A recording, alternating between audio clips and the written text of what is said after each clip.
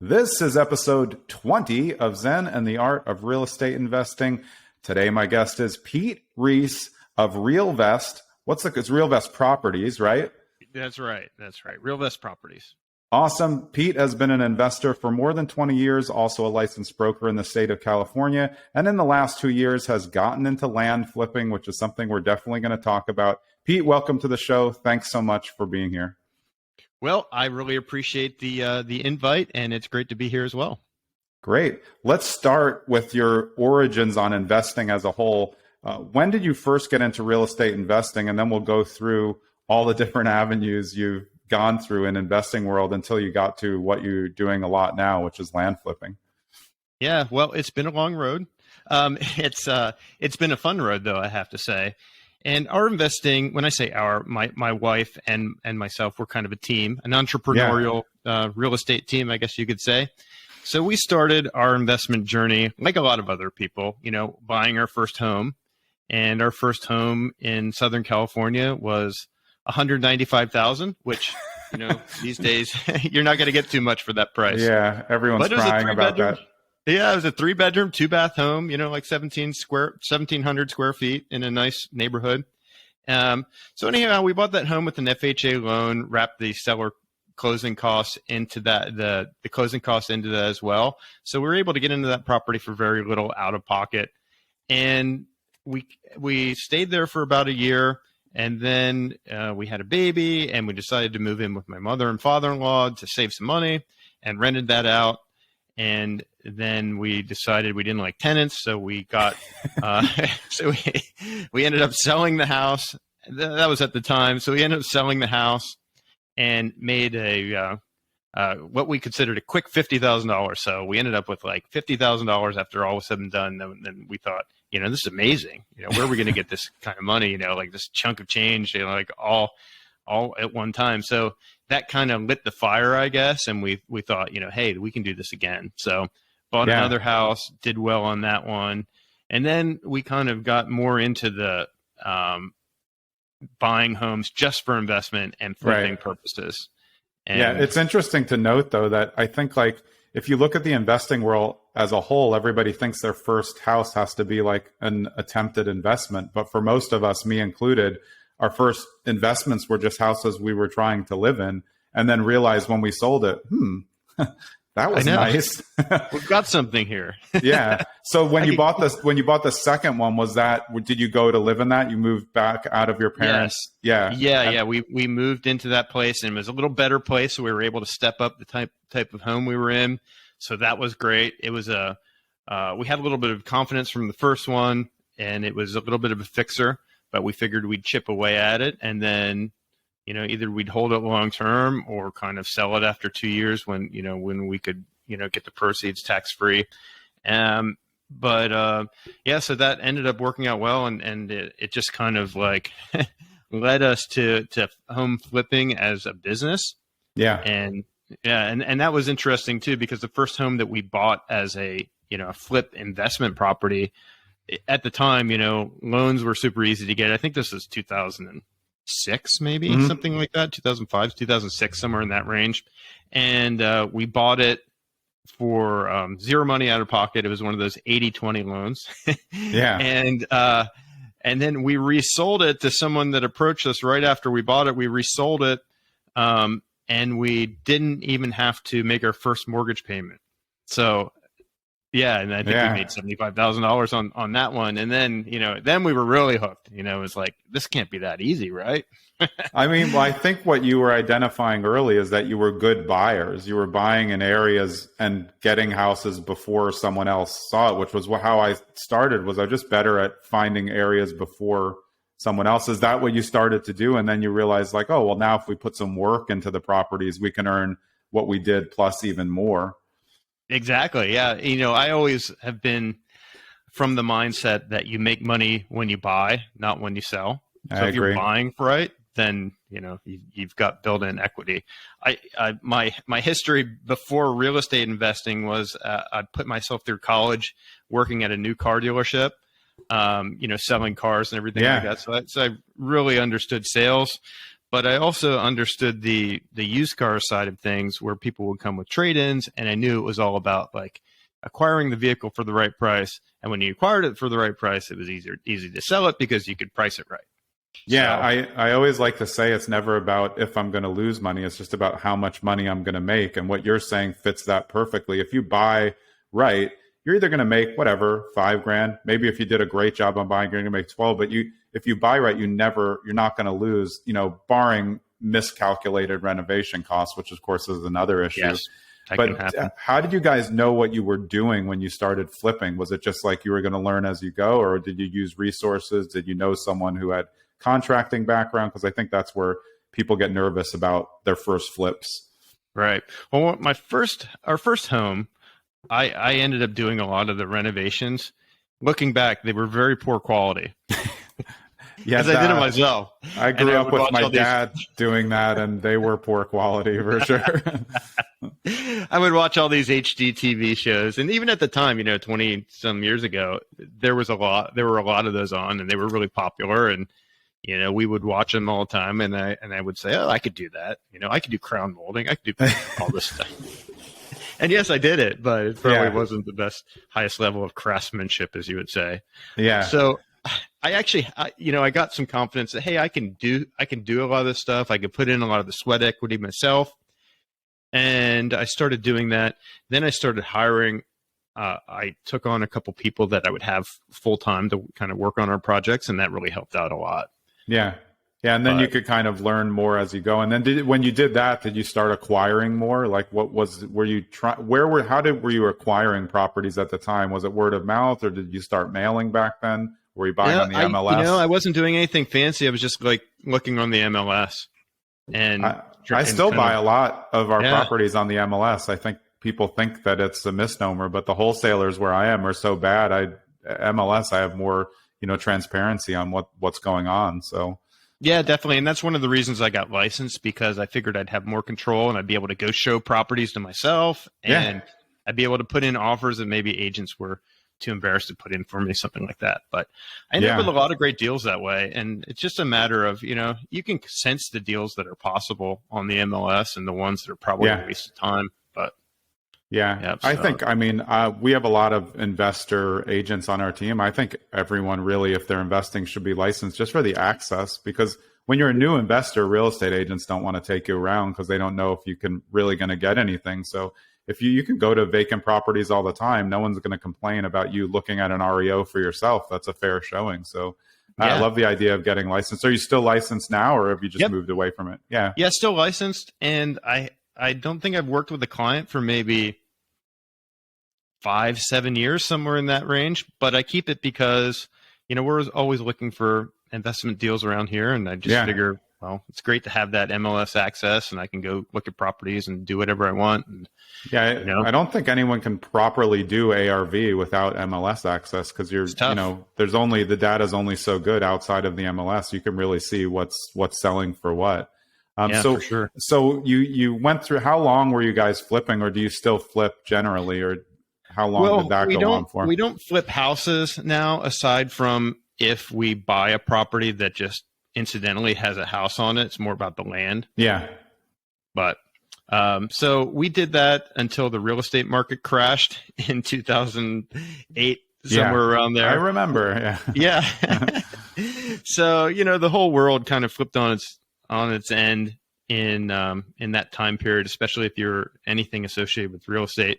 So it was a tough time. Yeah. We had a couple of properties that we kind of get stuck with. We got out of them, without being damaged too much. We lost some money, but I know people that really got hit hard, and thankfully we weren't holding like a ton of properties at the time or anything. So so when after the downturn 2008 going into 2009, how did you guys pivot your business? Well, thankfully I had my real estate license, my real estate broker's license. So what we ended up doing, and this was Heather's idea, my wife's idea, she's like, hey, why don't you get into selling bank-owned homes? Because that's what's selling.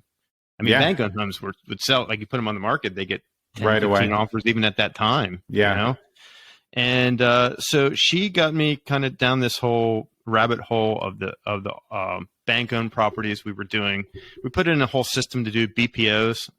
You know, so that was kind of paying the bills for us at the time. BPOs, we get $50 to $100 per inspection, little write up report that we did.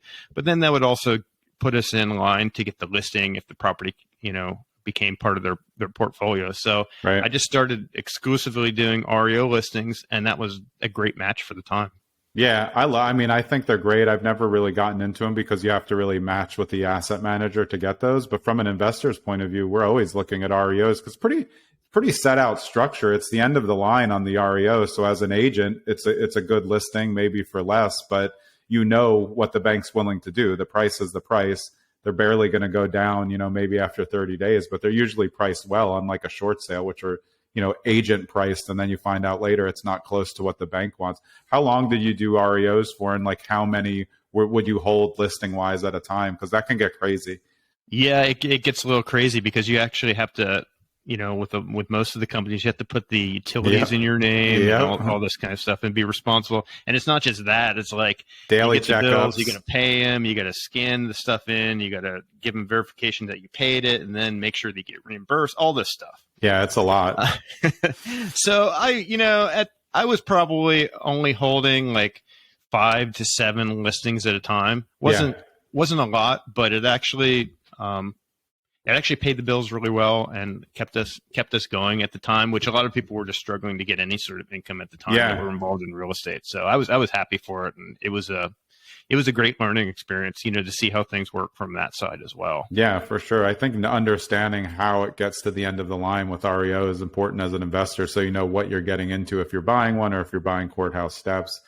So transitioning out of that, before you got to land flipping, what other types of investments were you and Heather interested in? Because when we were on the pre-call, you told me there was a couple other ones that I thought were interesting too before we get to the land flipping. Yeah. Well, there's a couple things. After the REO listings, I wanted to sort of scale up my business, but I was kind of stuck because there's only so many REO listings out there.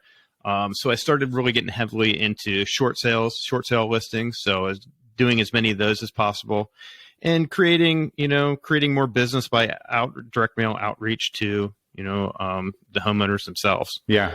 So that was an interesting niche. And to be honest, the real estate crash kind of scared us off from real estate investing in itself for many years. And I wish we would have gotten back into it sooner. I think, and before, we got into kind of our current land flipping business. We had a whole kind of side tangent for about 5 years. We were really heavily involved in, my wife started a blog and travel blog. And then, we were traveling 150 days a year. Oh, wow.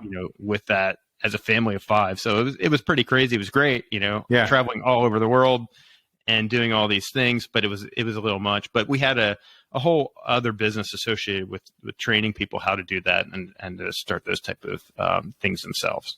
So yeah, cool. So when did the bug to buy come back, and then how did you get into just the land portion, which is what you're doing primarily now? Yeah, it was coming back to me around probably 2018. I was like, we got to get back into real estate. Like that's like what's in my blood, that's what I really feel. And that's what's always been interesting to me. So I was seeing a lot of people really taking advantage of the wave of the market that was happening. And I was like, we got to find a way to get back in it. So I was just kind of looking for, the best way to get into things. I was thinking, well, maybe we'll flip houses again, or maybe we'll do something else. And kind of stumbled into the land investing thing, just kind of doing some random research on the internet. And I was talking to Heather one day. I was like, there are all these people doing this land flipping thing, and it sounds really pretty good. Like they're talking about buying a property for $10,000 and then selling it for $30,000. I'm like, well, that would be great. I mean, you can't get financing for those type of things. Yeah, but that's a great return on your money, and that's in a couple months' time. And she's like, well, yeah, if you could do those, we could do those all the time. So that was kind of like my signal from her that I could start going in. Yeah, into yeah, like side of that. things. Well, so how did you get started? What was your first land purchase, and where did you find it? What did that deal look like? Because I think Yeah. Well, I it's still an stumbled in. undertaking to go into Yeah. something new.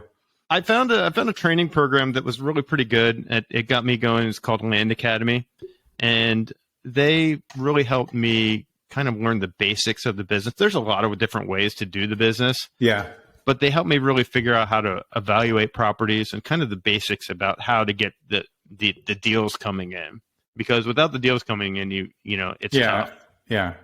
You got to It's figure hard out. to drive for dollars for land because you're Yeah, this not a it's ton tough. of it, unless you're in a rural part of a state.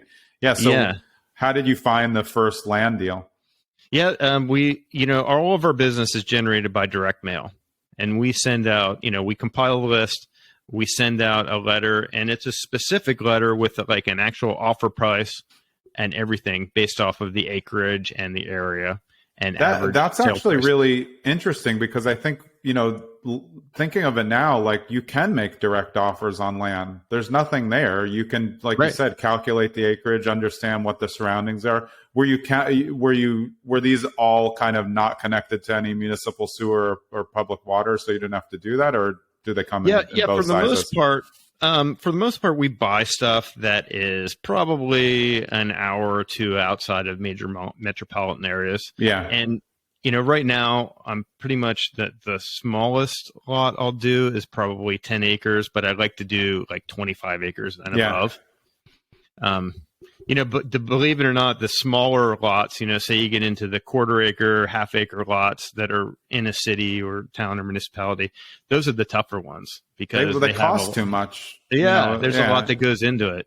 And those are obviously going to be developed, so you're going to need to run a lot more testing on those to make sure that they comport. I think we'll find out, but I think like a lot of what you're doing is holding property until someone else wants to convert it to something else, but buying in the areas.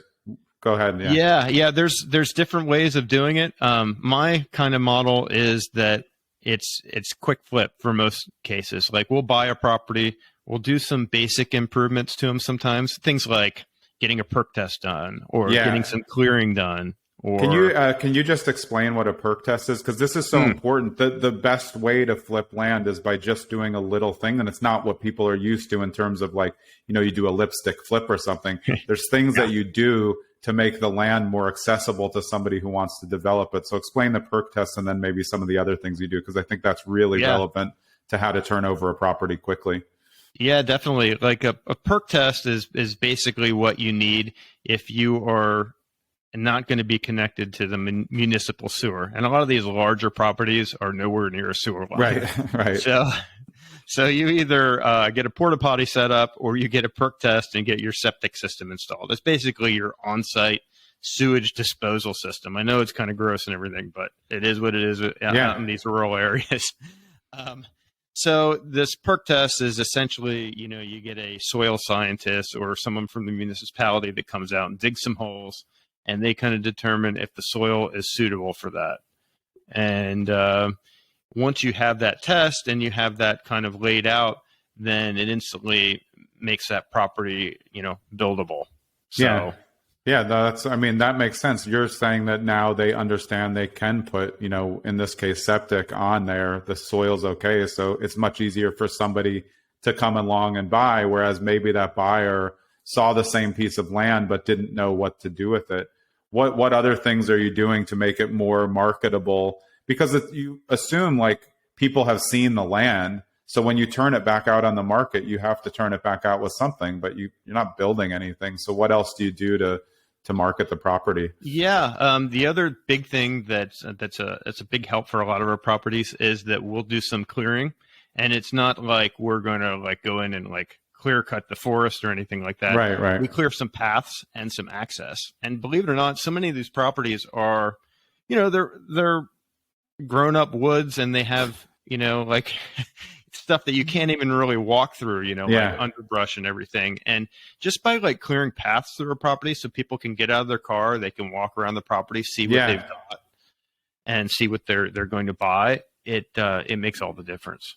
It really Yeah, I does. think, I mean, especially if there's views or access to any type of things on nature, you want them to be able. I agree. I mean, we get calls on land, and I've looked at land in the past, and you get there and you're like, I mean, I didn't know I need to bring like 5 sets of Where boots just to go where is through it? here. Person, Yeah, yeah. exactly. You pull up and you're like, I don't know, is this it? I don't, it just looks like woods, you know, Yeah. you don't realize what's buildable and not until you get there. Do you do any like grading if it's not, if it's not level, or just going to leave it the way it is? We really haven't. We haven't really gotten into grading. I mean, I've done some like mulching stuff, and then they'll take a dozer and kind of smooth out certain areas. But I wouldn't consider it really finished grading. Yeah. And so when you got started, and then maybe even now till now, like, who are you generally selling it to? Are you selling it to people who are wanting to like build developments of homes, or is it farmland? Like, who's your ideal buyer for where you're buying? It's a combination, really. I think a lot of them end up being someone that is looking for a little piece of the world that they can call their own. They can put a house on there, and a lot of times they end up being like a manufactured home. It's Yeah. something they can get on there quickly, get up and going, and get it done relatively inexpensively without a lot of permitting and planning and all that kind of stuff that's involved with some build projects. So those are a lot of the buyers. Some properties are just farmland where the use will primarily stay as a piece of farmland, and it'll get leased out and just kind of held as an investment. Some people buy properties like that as timber investments. Okay. And so they'll just kind of like to accumulate different parcels, and then they'll sort of clear cut certain ones at certain times just for income purposes. People are buying them up now for solar farms. There's all kinds of things. And then, when we get the properties that are outside of a little town or within a municipality or something like that, and there's demand there, then those become the potential subdivisions, when there's access to public utilities, especially. Right. And there's demand for the properties, then those are some of the ones like that we could use for something like that. What's your what's your turnaround time usually from the time you buy it until you sell it off? What's ideal for you? What are you guys looking to accomplish? This will probably shock you because this is completely different from what I had originally assumed the land business is all about. But our average hold time on our inventory is only 60 days. Wow. Yeah. So the whole key to it really is to buy the properties at the right price, and then to be able to market them slightly under market value so we can attract a buyer pretty quickly. Yeah. Are you putting those on the MLS, or do you have enough of a scale? Yeah. Okay. So we list with we always list with local broker partners that are experts in their area, have great buyer lists, and have a lot of credibility. And I much prefer to pay a good broker or agent that's going to get things sold and take a lot of that hassle off of my. And I'm a licensed broker myself. I mean, it's easy for me to kind of do that side of things and negotiate with people and everything. But it's I'd much prefer to have a local partner that can help us out with that. I couldn't agree more. I mean, I don't think that all investors value the agent enough. Obviously, I've been an investor for more than 30 years, but I have had an on-market team for a long time and been licensed for almost 10. Good agents are invaluable to good investors. That relationship between them is what will make everybody the most money. And it's always weird to me how someone will do a flip or acquire a great piece of land and then just put it up like for sale by owner. It's like, that's not going to help you. It makes it look like you are cheap. So I love what you said, because even though you have a license, you're going to partner with someone local to make sure that they have the best access, and there are people who are better at selling land. That's not the same as a luxury real estate agent. You want to look and see who is selling land, because they have all the clients who will buy all the land in the areas, right? Yeah. And one of the things that's really important to us is because we're buying these properties all over the country. It's not, we don't really buy in California where I live. We're buying them in a lot of stuff on the East Coast. And it's very important for us to have a local broker that we trust and everything to kind of give us their opinion on what the value is worth on a resale. So we kind of leverage them on the buy side, and then we give them the listing when we acquire the property. Oh, So okay. So when you're building your list, are you picking a set amount of states, or are you doing it like nationally that meets like metrics that you're looking for? and we pretty much focus on certain states that we like. I'm always looking to expand this because there's a lot of different opportunities out there, Yeah. but we focus on certain states and then certain counties within the state. So we'll do a mailer. Our mailers are 25,000 letters per mailer, and we do a couple of those every month. So we Mhm. send out a lot of mail. What's the But general content of the letter? I mean, well, who's the target of your list? Are they absentee state owners who own land and they live out of state? Those are obviously ripe. What's the target of your list when you're building those? yeah, we're kind of we look at certain acreage ranges, so we always do within a certain acreage, and if they are properties, we exclude certain things, but for the most part, we're just kind of sending out all the landowners in those areas. Yeah. If they have a super high assessed value or something weird, kind of like we'll filter some of those out because maybe there's something about the property we don't know. Maybe it's a solar farm or Yeah. something Yeah. something weird about it. But generally, we're just, I guess, more of a shotgun approach rather than a targeted approach. I know some investors, they're more of the targeted side of things. Like they try to build an ultra good list and then they get a much better response rate probably than I do. Yeah. That's But more what then, I do. yeah. But I think like what you're saying is, especially for land, you really want to cast a wider net because you're not turning it into a flipped home. You can do the little things to turn it a small profit or a bigger profit. So the wide Yep. net definitely works. So it makes sense that you would mail to all of them over a certain acreage. Are all of those that go out, do they have offers on them? Yes, every single one of them is an offer with it. And it's a 2-page mailer, and it's an intro letter on the first page. Second page is an actual purchase agreement that we send them, details about the property, with the parcel number and the acreage and the price that we're actually offering, and some basic terms on there. And some people just sign it and send it back, whether That's in the awesome. mail or by email. Yeah. The problem is sometimes when that happens, a lot of times those properties may not be the best properties. They may be a property I don't want to buy anyhow because Yeah. it's a swamp, or Right. I was off on the value too much or something like that. But we do get some really good ones that way. People just sign it and send it back, and they just want to sell it. Yeah, I mean, I think it makes sense. I mean, I think everybody has to know what your niche is and what that marketing looks like. So what you're doing is based on how you want to acquire it. There's always going to be some errors in there that you have to work your way out of, especially if you're bulk mailing. But the cool thing about this is you're buying in states where you don't live and you don't have to do any appointments. I mean, you can basically see the whole land on Google Maps, right? There's really not much. Yeah, we use a couple of tools which are pretty valuable to us. One of them is called MapRight. It's an app that we pay for, but it's great for evaluating properties because we've got all kinds of different satellite maps and overlays. Like we can overlay wetlands, contours, all kinds of different stuff on there. So it's really pretty invaluable to us for that kind of stuff. Yeah, hoping that you just don't end up or mail or acquire something that has a hidden issue that you didn't know about. Yeah, as soon as we get a response, the first thing we'll do is we'll look up the property and say, is this a property that we would want to buy? There's, believe it or not, there's a lot of properties out there that, just wouldn't make sense to buy. Either they're landlocked, they're 100% swamp, they're, side of a mountain where you can't really do anything with it. Yeah. All kinds Seems like out a there. good town until you see where the cliff is. Yeah, definitely. Until you look at that contour map and you see exactly what you're dealing with. So we use some tools like that really help us evaluate properties, and then it's just a discussion with the seller, the property owner, and try to get as much information as we can.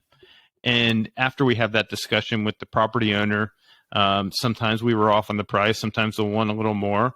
Sometimes we were too high and we need to go back and say, hey, we didn't realize this or that, but we could do this. And either we come to a deal or we don't, or they come back and say, oh, you were too low. I need this to put a deal together. And we look at it, we might say, well, that makes sense. I could do that. But after that we always, hire someone physically to go out to the site, photographer, drone photographer, and do a full inspection for us as well. I mean, the system's really seamless, and I feel like you have very low risk because your buy-in price isn't that high. So if you do hit one and then you uncover like a wetlands by mistake, if you're doing enough deals, that one will just average itself out. How many deals a year are you guys doing in terms of land flips? Well, I'm hoping to get to, this is our second full year of doing everything, and I'm hoping to get. I was at the beginning of the year, I was thinking I could do 100, but it's probably going to be about 80. I'll end up with full flips. Yeah, that's a lot though. So like, was that like, I mean, 4 or 5 at a time, kind of going through that 60-day cycle? Well, it just depends. I mean, it just depends on I guess right now I'm holding about close to 30 parcels, but some of them were created because I bought one as like a 75-acre parcel, and I split it up into 5 lots. So I bought one, it turns into 5. So we've got situations like that, and there's a couple properties that I'm holding long term. I'm working on development plans because it made sense to do so with those. Those are the ones that I'm kind of thinking, well, those will hopefully be the home runs, and then I've got a bunch of the singles and doubles, I guess.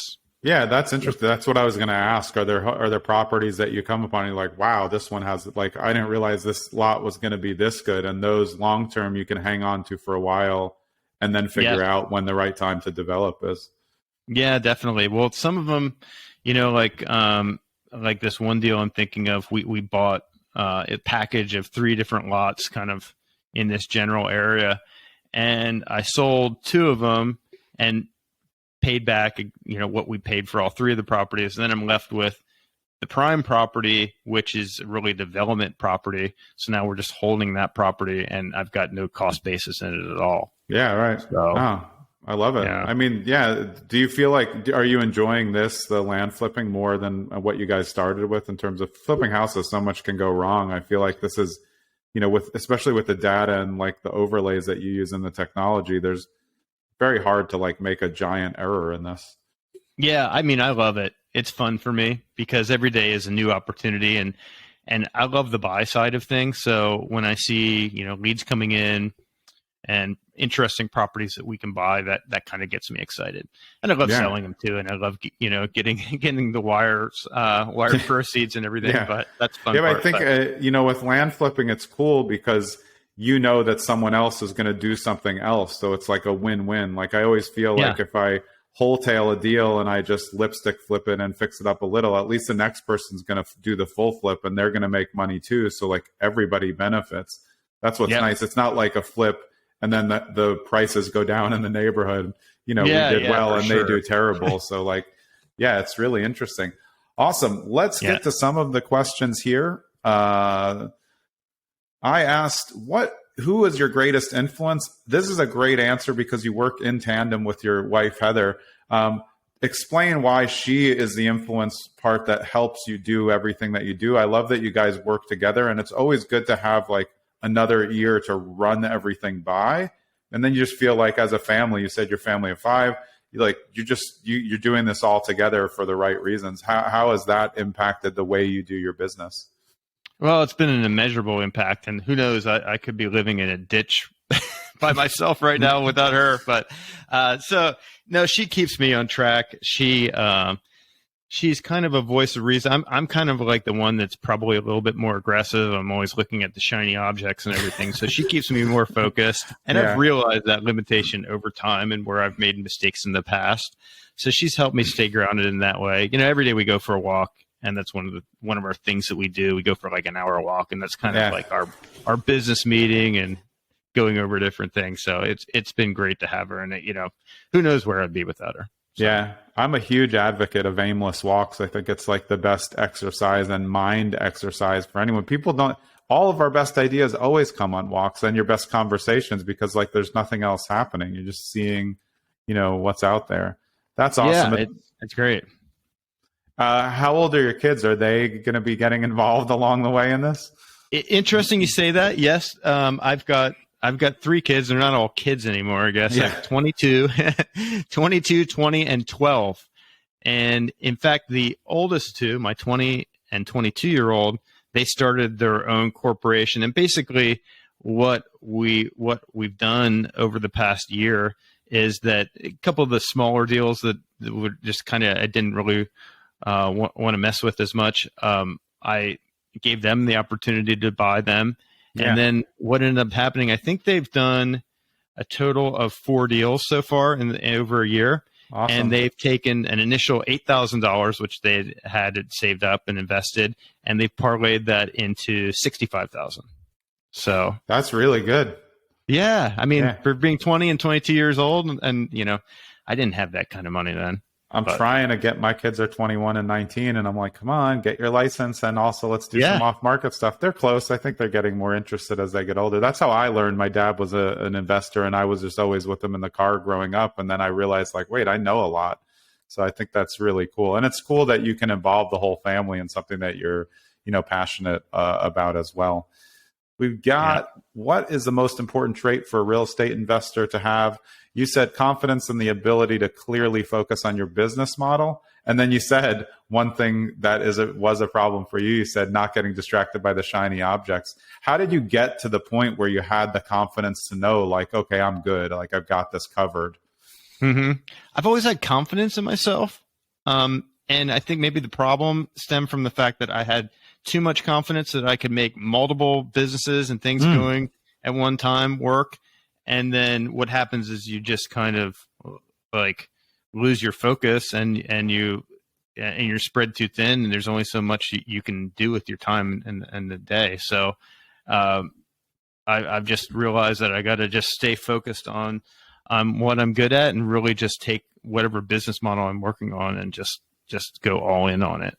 Yeah, it's great advice. I mean, I like the idea of an overall diversified portfolio as an investor.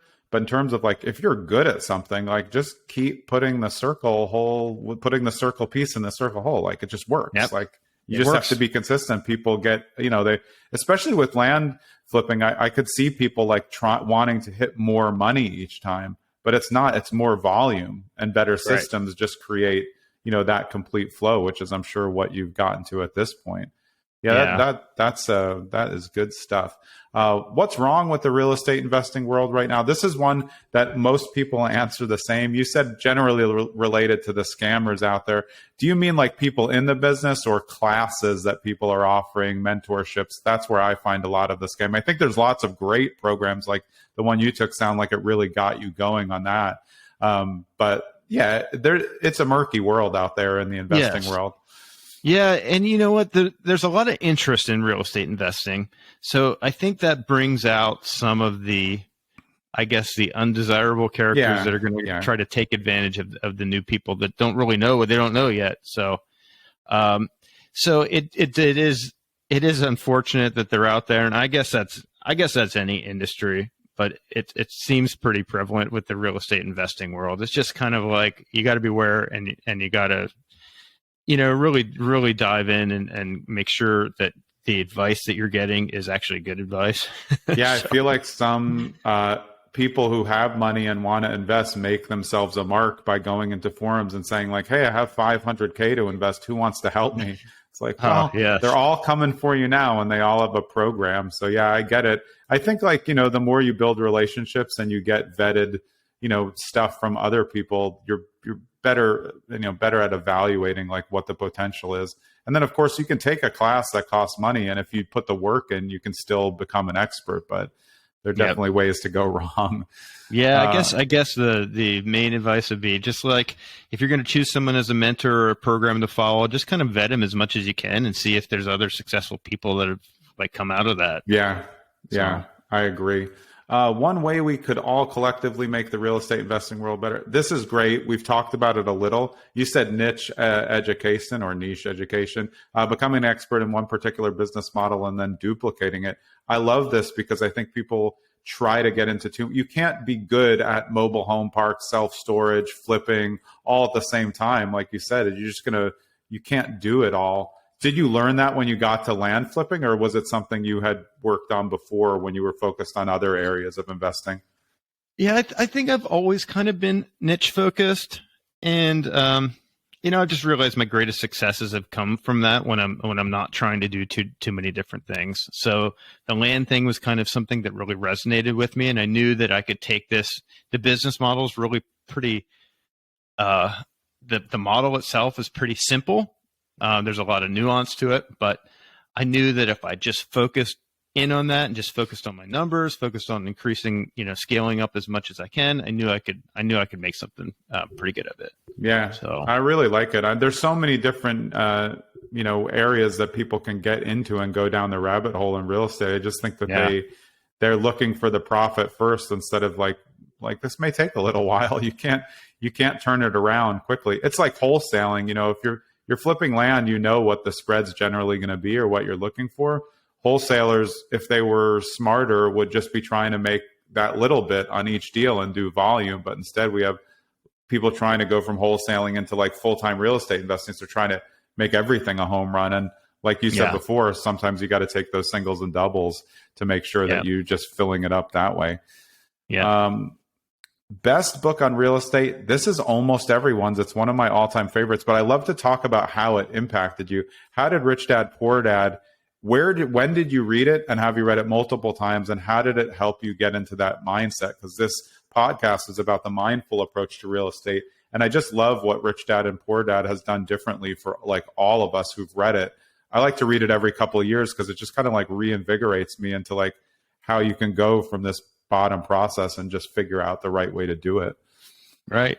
I think it just gave me top level perspective on how the world of investing and real estate and everything kind of all works, like the top level view and where I wanted to go rather than where I was at the time. I think I've read it probably for the first time